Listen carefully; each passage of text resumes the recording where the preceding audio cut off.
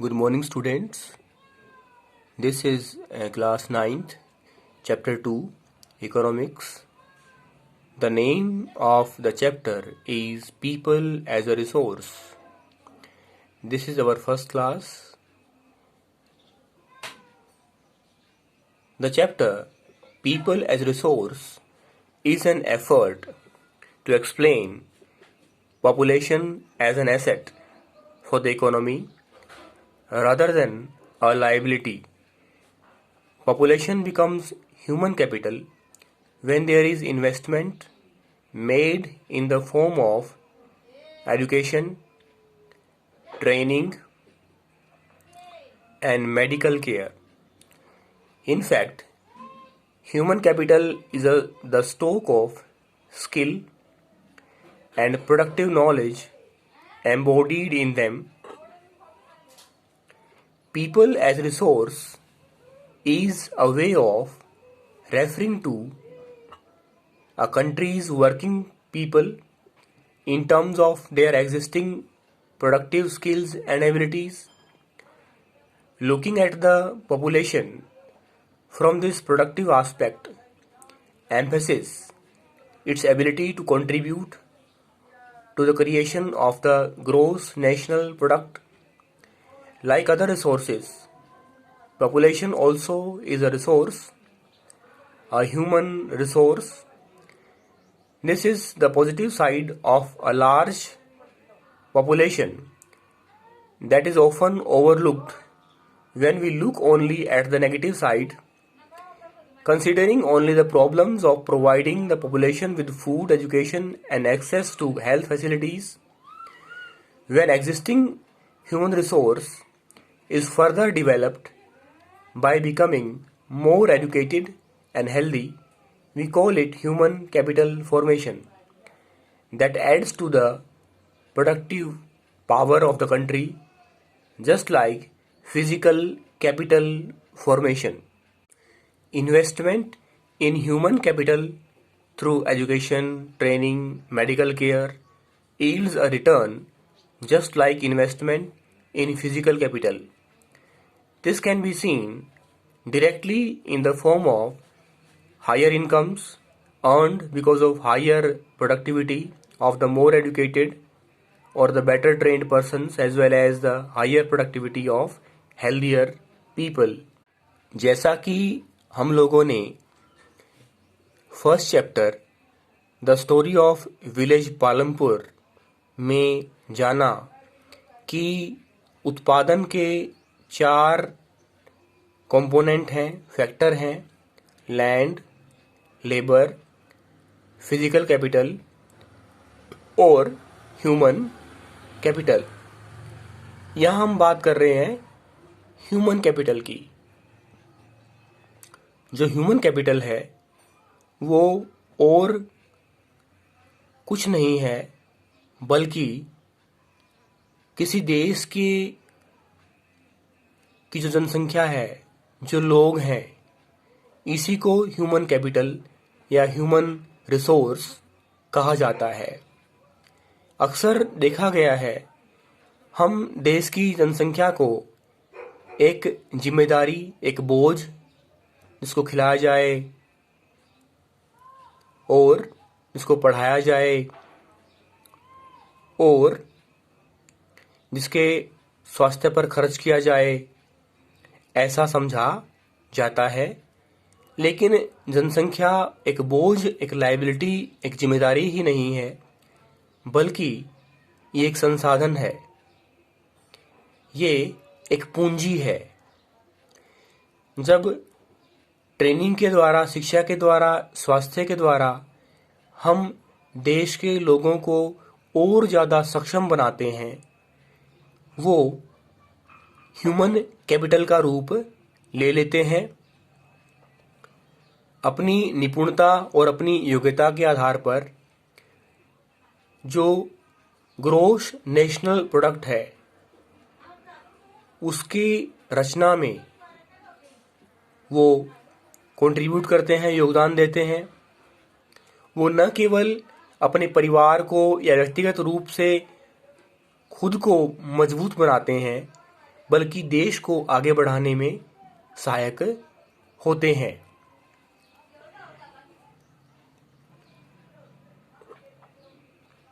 तो हमें जो देश की जनसंख्या है उसके सकारात्मक पक्ष को भी देखना आवश्यक है। जिस तरह से उत्पादन के जो 4 घटक हैं, लैंड, लेबर, फिजिकल कैपिटल और ह्यूमन कैपिटल, जिस तरह से फिजिकल कैपिटल फॉर्मेशन में हम इन्वेस्ट करते हैं, खर्च करते हैं, वैसे ही ह्यूमन कैपिटल फॉर्मेशन में भी हम स्वास्थ्य, शिक्षा और स्किल के लिहाज से खर्च कर सकते हैं और उसको और ज़्यादा सशक्त कर सकते हैं। यहाँ तक कि कहा गया है कि जो ह्यूमन कैपिटल है, जो ह्यूमन रिसोर्स है, वो तो सभी रिसोर्सेज से सुपीरियर है, स्पेशल है, बेहतर है, क्योंकि जो बाकी उत्पादक के घटक हैं वो तो बिना ह्यूमन कैपिटल के, बिना मानवीय योगदान के निरर्थक हैं, एक तरह से अनुपयोगी हैं। ये ह्यूमन कैपिटल ही है, ह्यूमन रिसोर्स ही है जो बाकी तीनों घटकों को एक साथ लेके आता है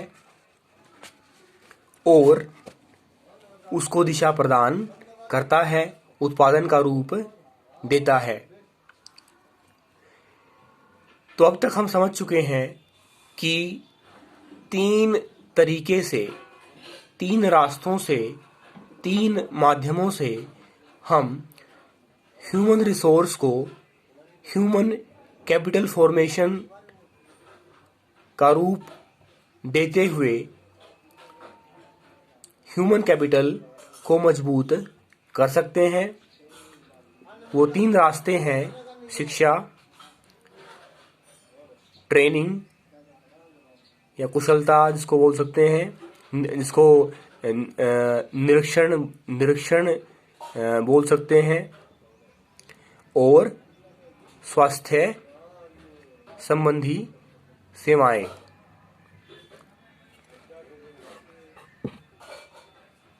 एक मजबूत ह्यूमन रिसोर्स उत्पादन को बढ़ाने में, आय को बढ़ाने में, परिवार के और समाज के ही नहीं, देश के जो जीवन स्तर है, जो लाइफस्टाइल है, उसको बेहतर बनाने में योगदान देता है। ग्रीन रेवोल्यूशन, हरित क्रांति, जो 1960 के जो 20वीं शताब्दी के 6ठे दशक में आई, और आईटी रेवोल्यूशन, इंफॉर्मेशन टेक्नोलॉजी जो रेवोल्यूशन है, दोनों इस बात का सशक्त उदाहरण है कि किस तरह से मानवीय संसाधन का मजबूत होना हर क्षेत्र में विकास का प्रतीक बन जाता है। Not only do the more educated and the healthier people gain through higher incomes, society also gains in other indirect ways, because the advantages of a more educated or a healthier population spreads to those also who themselves were not directly educated or given health care. In fact, human capital is in one way superior to other resources like land and physical capital. Human resource can make use of land and capital. Land and capital cannot become useful on its own. For many decades in India, a large population has been considered a liability rather than an asset, but a large population need not to be a burden for the economy. It can be turned into a productive asset by investment in human capital, for example by spending resources on education and health for all, training of industrial and agricultural workers in the use of modern technology, useful scientific researches, and so on. The two following cases illustrate how people can try to become a more productive resource. शिक्षा, स्वास्थ्य और training के द्वारा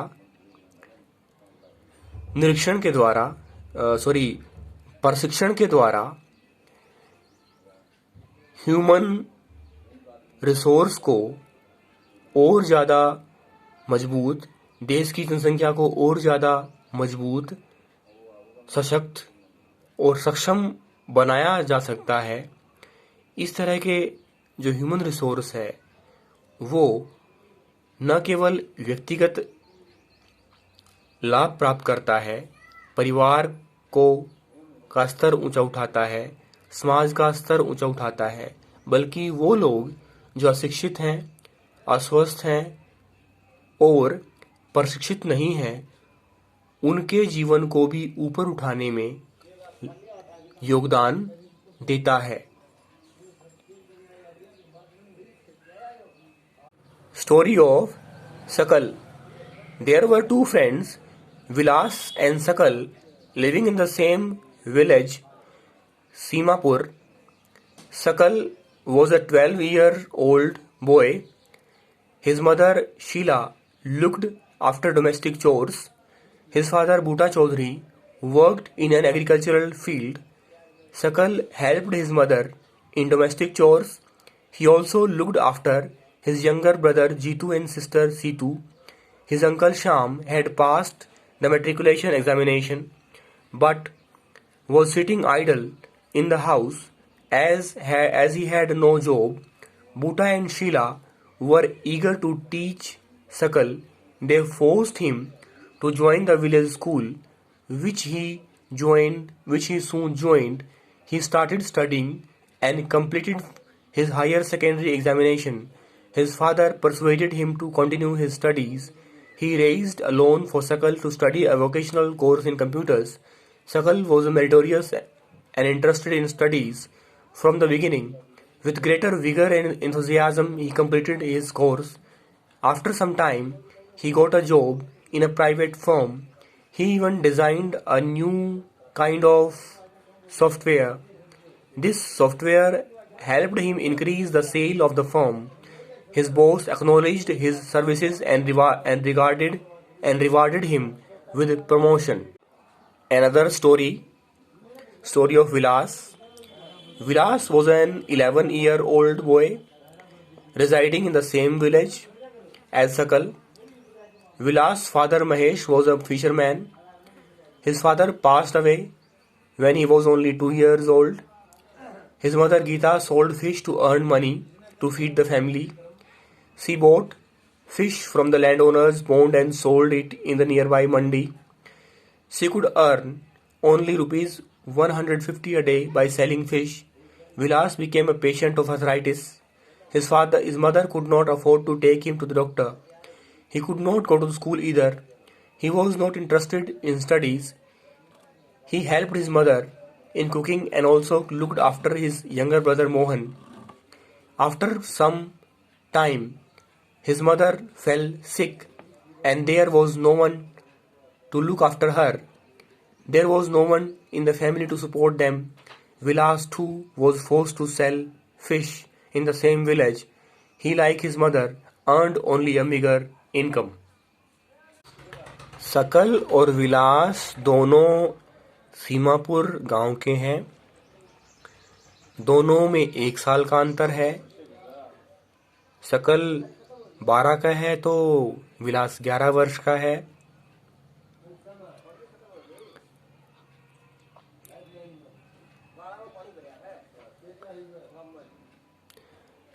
लेकिन दोनों में अंतर क्या है? जहां सकल के माता पिता स्कूल भेजते हैं जहां वो 12वीं पास करता है, हालांकि साथ साथ अपने भाई बहन का भी ध्यान रखता है, और उसके बाद शकल के माता पिता शकल की आगे की पढ़ाई के लिए लोन लेते हैं और उसको वोकेशनल कंप्यूटर कोर्स करवाते हैं, जिसका परिणाम ये होता है कि वो एक फर्म में अपॉइंट हो जाता है। यहाँ तक कि गुणवान होने के कारण, मेहनती होने के कारण, शिक्षा में रुचि लेने के कारण शकल एक कंप्यूटर सॉफ्टवेयर डिज़ाइन करता है, जिसके परिणाम स्वरूप कंपनी की जो आय है, जो सेल है, जो बिक्री है, बढ़ती है। और रिजल्ट क्या होता है कि कंपनी शकल को प्रमोट कर देती है, उसके पद को बड़ा कर देती है, उसको प्रमोशन दे देती है।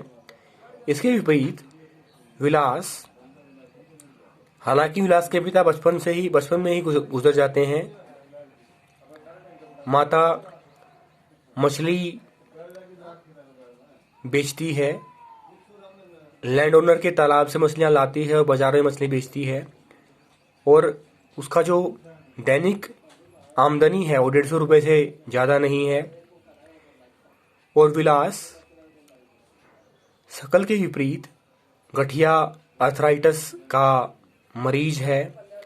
उसकी माता इतना नहीं कमा पाती कि वो विलास को डॉक्टर के पास इलाज के लिए ले जा सके। यहाँ एक बात और हम देखने को मिलती है, जहाँ शकल के पेरेंट्स जागरूक हैं, कॉन्शियस हैं, शिक्षा के महत्व को समझते हैं, वहीं विलास के उदाहरण में हमें ऐसा देखने को नहीं मिलता।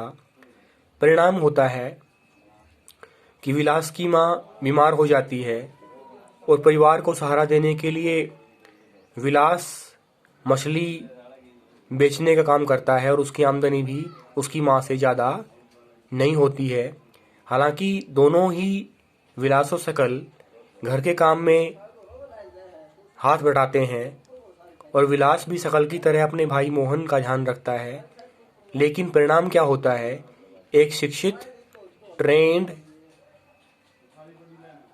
होता है, जबकि दूसरा अशिक्षित और अनट्रेंड रह जाता है, और परिवार की आमदनी में कोई बढ़ोतरी नहीं कर पाता, परिवार को कोई सहारा नहीं दे पाता। In the 2 case studies we saw Shakal went to school and Vilas did not go. Shakal was physically strong and healthy. There was no need for him to visit the doctor frequently. Vilas was a patient of arthritis. He lacked the means to visit the doctor. Shakal acquired a degree in computer programming. Shakal found a job in a private firm, while Vilas continued with the same work as his mother. He earned a meager income like his mother to support a family. In the case of Shakal, several years of education added to the quality of labor. This enhanced his total productivity. Total productivity adds to the growth of the economy. This in turn pays an individual through salary or in some other form of choice. In case of Vilas, there could not be any education or health care in the early part of his life. He spends his life selling fish like his mother. Henceforth, he draws the same salary of unskilled laborer as his mother. Investment in human resource via education or medical care can give high rates of return in future. This investment on people is the same as investment in land and labor. A child too, with investments made on her education and health, can yield a high return in future in the form of higher earnings and greater contribution to the society. Educated parents are found to invest more heavily on the education of their child. This is because they have realized the importance of education for themselves. They are also conscious of proper nutrition and hygiene. They accordingly look after their children's needs for education at school and good health. A virtuous cycle is thus created in this case. In contrast, A vicious cycle may be created by disadvantaged parents who themselves, uneducated and lacking in hygiene, keep their children in a similarly disadvantaged state. Countries like Japan have invested in human resource. They did not have any natural resource. These countries are developed and rich. They import the natural resource needed in their country. How did they become rich or developed? They have invested on people, especially on the field of education and health. These people have made sufficient use of other resources like land and capital. Efficiency and the technology evolved by people have made these countries. लोगों ने जब class शुरू की थी तो human resource की बात की थी कि ह्यूमन रिसोर्स को किस तरह से मजबूत किया जा सकता है, किस तरह से उसको और ज़्यादा बेहतर बनाया जा सकता है, किस तरह से देश की जनसंख्या ह्यूमन रिसोर्स ह्यूमन कैपिटल बनती है। 3 तरीके हैं: health, investment in health, investment in education and investment in training. सकल के पेरेंट्स सकल पर 3 तरीके से इन्वेस्टमेंट करते हैं। उसको पढ़ाते हैं, उसको ट्रेनिंग देते हैं और वो स्वस्थ भी है। विलास के पेरेंट्स ऐसा नहीं कर पाते, वो हेल्दी भी नहीं है। He is a patient of arthritis. वो उसकी रुचि शिक्षा में भी नहीं है। ही इज एन अनएडुकेटेड और उसको ट्रेनिंग भी नहीं मिल पाती। परिणाम होता है सकल परिवार को सपोर्ट कर पाता है और उसके बाद शिक्षित पेरेंट्स ही, स्वस्थ पेरेंट्स ही, ट्रेंड पेरेंट्स ही अपने बच्चों को शिक्षित, ट्रेंड और स्वस्थ जीवन प्रदान करने में सहायक होते हैं। उदाहरण है जापान। जापान ऐसा देश है, इसको लैंड ऑफ राइजिंग सन भी कहा जाता है। उनके पास कोई प्राकृतिक रिसोर्स नहीं है, वो प्राकृतिक रिसोर्स आयात करते हैं। फिर भी ये देश धनी है, मजबूत है, टेक्नोलॉजिकली एडवांस है। क्यों? क्योंकि वहाँ पर लोगों पर शिक्षा और स्वास्थ्य पर ध्यान दिया जाता है, खर्च किया जाता है और वो सशक्त कुशल संसाधन का रूप बन जाते हैं। जो ह्यूमन रिसोर्स, सशक्त और कुशल ह्यूमन रिसोर्स, लैंड और कैपिटल, जो अदर जो प्रोडक्शन के जो फैक्टर हैं उनसे बेहतर होता है। इसका परिचायक, इसका प्रमाण जापान जैसे देशों को देखकर मिलता है। थैंक्स।